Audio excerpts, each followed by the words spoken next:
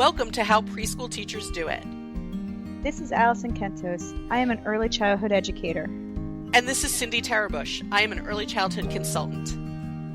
This podcast is for parents and early childhood professionals. Let our experience and research-based knowledge become your guide. Hey, preschool peeps. Hi, peeps. You may remember in the past that we've talked about teaching children letters based on words, doing things sort of in the opposite direction than we were taught. Yeah. We were taught this is a letter, letters make words. We really should be saying here's a word you recognize with environmental print. It's made up of letters, right? Yeah. So it's sort of the opposite direction. The opposite. And if you want to learn more about that, you can find the episode Yeah. having to do with letters. Yes. So that is a different direction, going in the opposite direction from how we learned.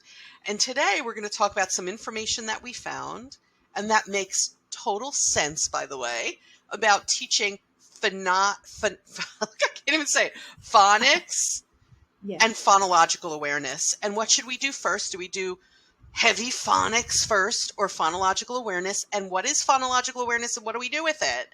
And what do we do with the phonics and all that stuff? It was so interesting to read this. And by the way, the information that we found comes from Australia, who's our number 2 listener this week around the world. Hello, Australia. Yes. Stay tuned, though, Australia, because, at the end of episodes, we shout out locations. And what we're going to do is let you know what 2 places in Australia were the top 2, because we've talked about Australia before. So we thought we would dig closer into where are you in Australia? So stay tuned for the end.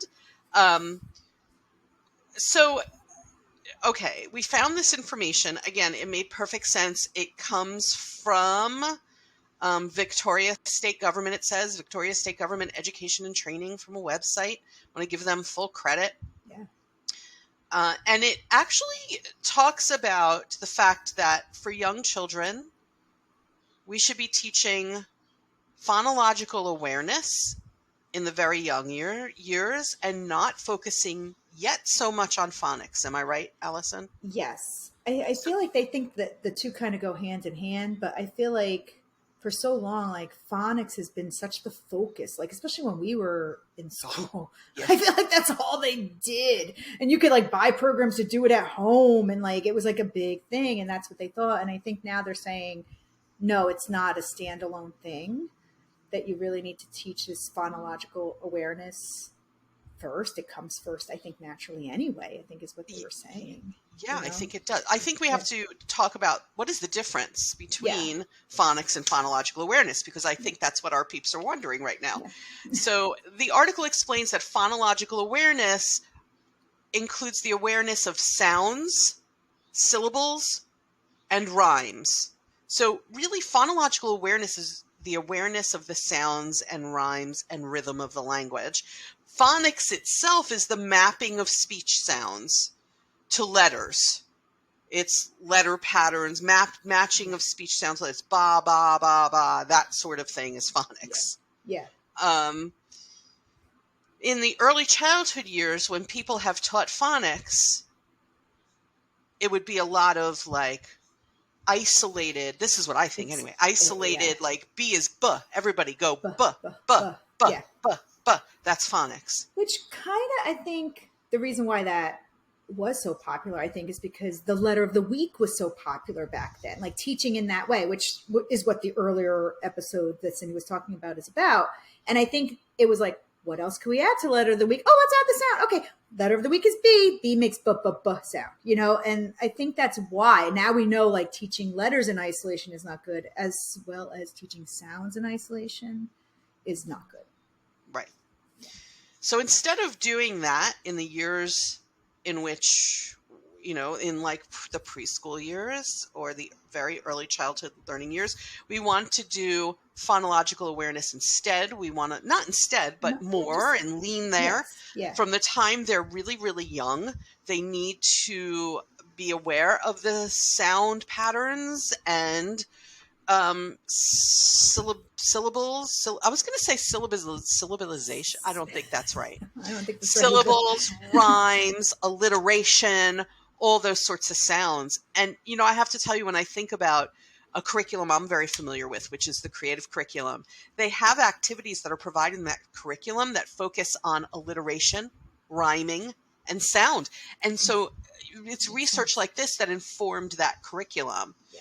They do not have you sitting with things like worksheets and endlessly going buh, buh, buh. They don't do that in high quality curriculums. And so here's why, right? Because we need to not be focusing on that.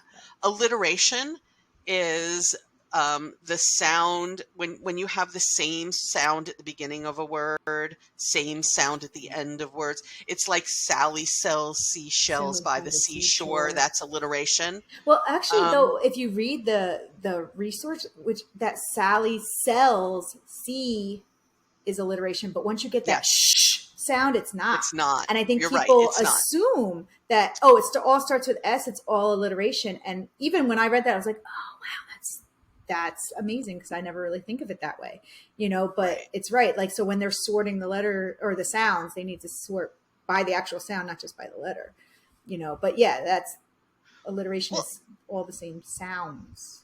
That's one of the problems with phonics, right? Yes. In English, yeah. we have letters that partner with other letters to make different sounds, but it still starts with that letter, like shells. Yes. If we look and say, shell starts with S, or S is the first letter in shells, that's confusing to young children because it doesn't sound like an S. Yeah.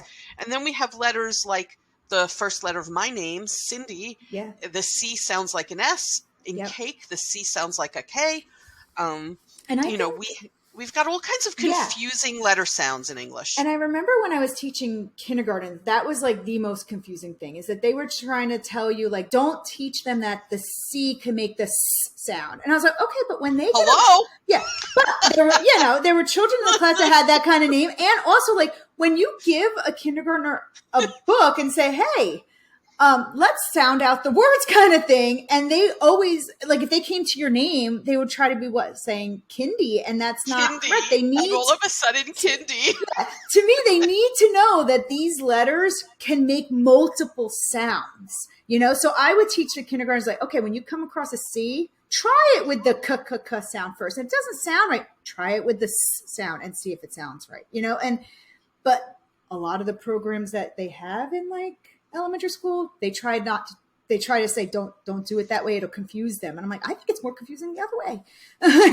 But it reminds me of when I was a child. I found very, very confusing when they would say a hard G and a soft G. I didn't know which was which. Yeah, you don't know what's and this is all phonics, right? Yeah. Is it a hard G or a soft G? And let's map it out. And I was like, I don't remember which is the hard G and which is the soft G, because it didn't matter to me. I just needed to know the sound in that word. Right. But I do think that the children start realizing it, because especially if you're in a larger, like, elementary school, when they go to gym and gym is one of those soft G sounds, and they're like, how come that doesn't make sense? The kids in my class noticed it. They're like, that's a G, but it doesn't sound like the G you're telling me it's supposed to sound like, and so they're aware of this. So why not, I think, go with it, like, tell them, hey, no, that letter makes two different sounds, so you got to try both when you're reading, or try both and see which one sounds right. But none of this is where we start. No. Because it is abstract and complex and confusing, and it's not where the children need to start. There are steps before learning these letter sounds. And there's a resource, again, that from Australia that I think does the best job of all the resources we looked at. Really quite amazing, yeah. If you are a patron on Patreon, you will find this resource somewhere in the Patreon. You can go dig if you can't find it.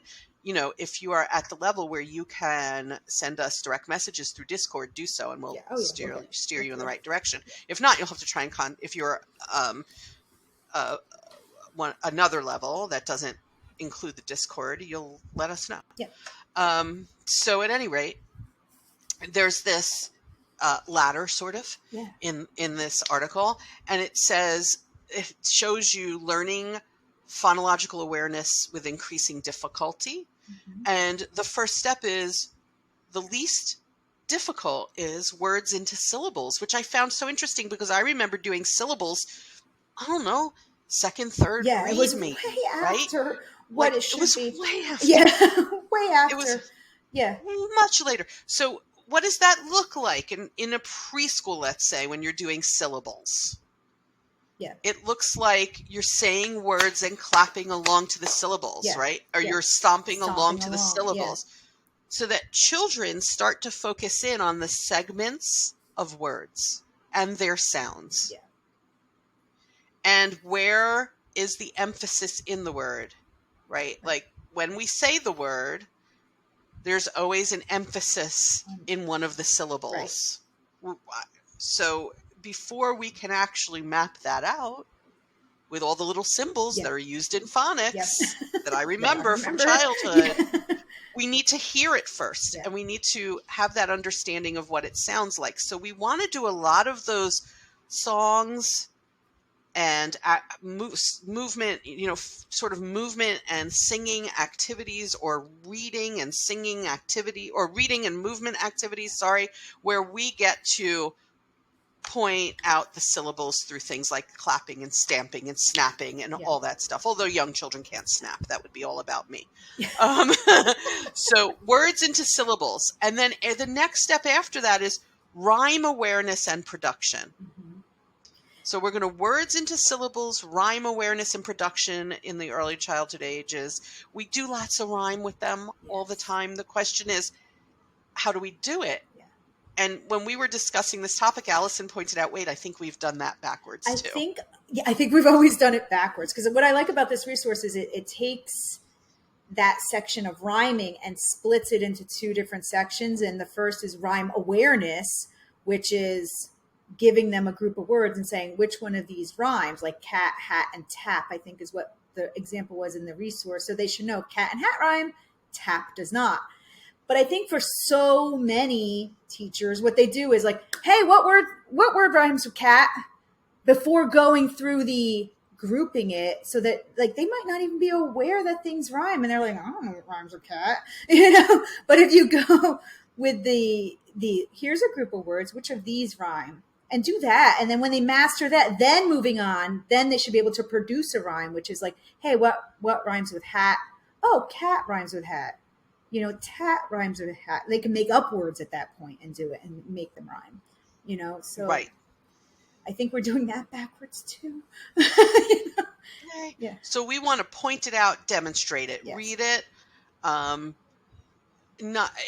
it's sort of like what we've done with children, where we take a book they've never seen before and say, what do you think it's about? That's also backwards. Yeah. There's an episode about read-alouds on the podcast. Yeah. So we want to demonstrate it, do it, have them hear it. That's the point. Have them hear it. And then maybe point out how it sounds the same, right? At the end. Yeah. Bat, cat, sat. And, it's funny when children are old enough and ready for this information. I find, it depends on the child, somewhere between, around 2-4 years old. If I sat and read something that had bat, sat, cat, they will automatically yell the next word. Yeah. Right? Yeah. They kind of get it at a certain age. Yeah. And this is part of their development. After that, on the increasing complexity, is the alliteration, both the initial and final sound sorting. When children hear alliteration, the reason we want to do that whole beginning sounds the same in this poem or in this phrase or in this book. Ending sounds are the same in this poem, book, whatever. The reason we want to do that is because it actually helps children to isolate sounds out when they hear it. Yeah. Yeah. Right. So look for as many songs, finger plays, books as you can find with alliteration. And then after that, it gets a little more complex. It goes on to onset rhyme segmentation, initial and final sound identification. So now we're getting more toward that first, second, third grade, I think. What do you think, Alison? That's correct. Like the older kids are doing that, where they're taking the rhymes and doing more with it, doing, I think, 2 and 3 syllable rhymes as older kids too sometimes. You're getting into older kids because that ladder that's on there spans on the resource, several years. Yeah. So they talk about why phonological awareness, why, and it says that it's critical to the hearing and segmenting words that students want to spell. So what we're doing is we're helping them understand the sounds, the rhythms, isolating the sounds so that eventually it will help them with things, hopefully, like spelling, except in English, spelling is still so very complicated. But that's why they do that whole like invented spelling where they're like, and that's why like when you see a kindergartner who's writing something out, it is not going to look like the word actually is because the English language is really complicated. And they're just going by sound. Like they're like, okay, like the word phone, for instance, is a PH in the beginning, but that for them, if they're hearing it, they're like, oh, that might be an F. I'm going to put FON, and they'll learn that the PH makes that F sound later and realize that that's some of the words are spelled with that. But like, they're just going by sounds. And that's why there is that invented spelling because they should, because they're just trying to group all those sounds together to make a word. So this is basically what we're talking about, these activities in early childhood done in a on a steady basis, is the foundation for what they will later do, which is decoding words. Yeah. Right. So again, we want people to remember to focus on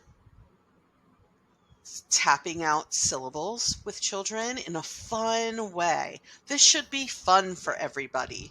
So, right, tapping, clapping, stomping, Yeah. whatever motion you come up with to identify the syllables. And, with very young children, I'm not going to necessarily hone in on now we're going to learn syllables. We're just going to do this as a fun movement activity. Then we want to make sure we have things with a lot of alliteration and rhyming. And that's why those children's books that rhyme are so important. But I think, I know people get angry at me when I say this. I think using real words, not things like made up Dr. Seuss words. Yeah. I want to use real words. Sorry, Seuss, but the made up words kind of don't do it for me. The made up words make it more complicated. I used to let, like, if they were in that rhyme production stage, I would let them make up words because at that point I didn't care what word you said as long as you understood that it rhymed.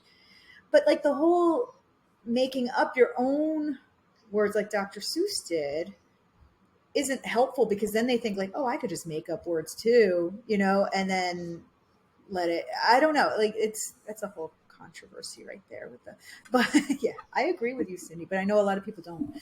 I know I get beat up for this on social media when I'm like, okay, no, every time I'm like, please no, with the Seuss. No. I get beat up. I definitely have an opinion on that. I think people are just very nostalgic about it. But then we also have to look at a lot of other things about Seuss that I'm not going to get into in this episode. Some of it is controversial. And that's not what this episode is about. This episode is about adding more rhythm and rhyme and syllables and alliteration and all of that to your practices with young children. And it will really lay them with a good foundation for the future. And if you are using a curriculum that emphasizes that, that's wonderful. Yeah. Go back to your program and say, hey, I learned on the podcast I listened to that, the way that our curriculum does this is really the way that research is showing it should be done. The article from Australia is based on research, and they do have citations in it, everything. Great. So you could look deeper once you look into that resource. And speaking of Australia, we said at the beginning of the episode, Australia has been on our tops before. I don't know if Australia's ever been number 2. No. I think they nudged Canada out of the way. Yeah.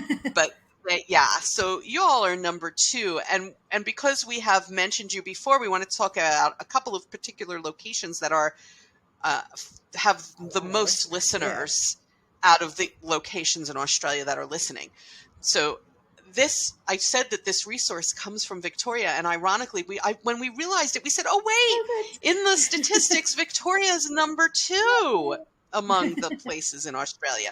So hello, people of Victoria. And the other place is New South Wales. Oh, hello, New South Wales. New South Wales. Yes. So we are so glad you're listening. Please tell the people where you are and around Australia to keep you at number 2. That would be great. We'd love to shout out more places. And then in the United States, we also, our top lists were states we've said before this week. So we decided, let's focus on a city. The number 1 state of listeners is Pennsylvania. Hello, Pennsylvania. They are our neighbors. Yes, we are in true. New Jersey. Pennsylvania. And the place in Pennsylvania that is listening the most is Philadelphia. Yay, Philly. Philly, a place I have been many, many, many times. And if you're listening to this and you ever have the chance to go to Philadelphia but have not been there yet, I highly recommend for many reasons. They have not only the historic areas related to the history of our country, which are amazing in themselves, and the Liberty Bell and all that stuff. They also have terrific food. They have museums. The zoo there. They've got Philly cheesesteaks. The zoo there is amazing. The zoo is amazing. All right, but I'm going to say Bronx. Well, yeah, I know. But the thing that's cool about the Philadelphia Zoo is they have like these tubes overhead, and the cats and the animals will go through the tubes, so you can actually see like an underside view of the animals. And that's something the Bronx Zoo does not have, which I always found cool about the Philly Zoo. You know? I'm big into zoos, though, as Cindy knows. But. Yes. And you know, I feel like zoos have some, in some ways, get, I mean, they're controversial and they don't always get the best publicity. And if we're going to talk about a zoo, I prefer at least a conservation, right? Like Philly and the Bronx are conservation organizations, and they're trying to save species that are becoming extinct and helping hurt animals and all that. They're not just, you know, for kicks, let's put animals out for display. And they also have them in environments that are sort of like an environment they would come from, but with more veterinary help and stuff like that. So anyway, Philly is a place that I thoroughly enjoy. They also have a seaport, an area that I really enjoy, where you can go on a submarine and an older boat. And they actually have a boat docked there that they made into a restaurant. Oh, that's cool. And we've eaten on it. Yeah, we've eaten on it. So again, Philly has so much to offer. Yeah, we love you. Yeah. Please go to Philadelphia if you haven't. And the people in Philadelphia right now who are listening are like, yay! They love Philly. We do. We love Philly. Maybe not your sports teams, but you yourself, yes, we love you. Okay, folks, Patreon. Help us to keep improving and giving you more and connecting you more. We can't do more than this if Patreon doesn't allow us to. So you just never know where it can lead. And also it just supports the work that you obviously believe in, because we have so many listeners every week. So thank you so very much. And we will catch you next time on the podcast.